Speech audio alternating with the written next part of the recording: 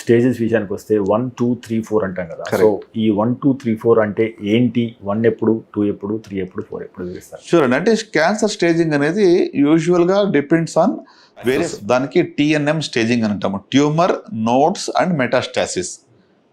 Tumour size బట్టి T stage అంటాము. Nodes అంటే లింఫ్ నోడ్స్.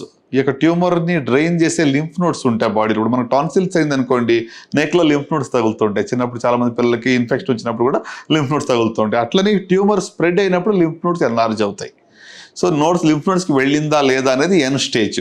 M అంటే మెటాస్టాసిస్, డిస్టెంట్ అంటే దూర ప్రాంతాలకి జబ్బు పాకిందా లేదా. ఫర్ ఎగ్జాంపుల్ లంగ్స్లోకి పాకిందా, బోన్స్లోకి పాకిందా, లివర్లోకి పాకిందా అనేది మనం చూస్తూ ఉంటాం.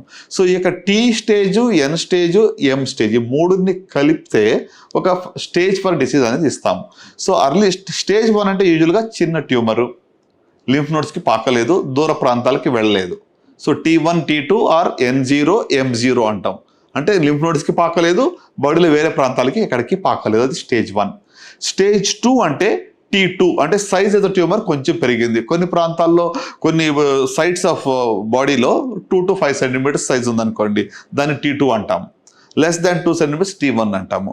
అలాగే లింఫ్ నోడ్స్కి వెళ్ళినప్పుడు N1 స్టేజ్ అంటాము. సో స్టేజ్ 2లో T1, T2, N1 అంటాము. అలాగే స్టేజ్ 3కి వచ్చేటప్పటికి సైజ్ ఇంకా పెరిగింది, 5 సెంటీమీటర్ కన్నా ఎక్కువగా ఉంది, లింఫ్ నోడ్స్కి పాకింది, అప్పుడు స్టేజ్ 3 అంటాము. స్టేజ్ 4 అంటే డిస్టెంట్ ఆర్గన్స్కి స్ప్రెడ్ అయింది, లివర్లో కానీ, లంగ్స్లో కానీ, బోన్స్లో కానీ పాకినప్పుడు అది స్టేజ్ 4 అంటాం.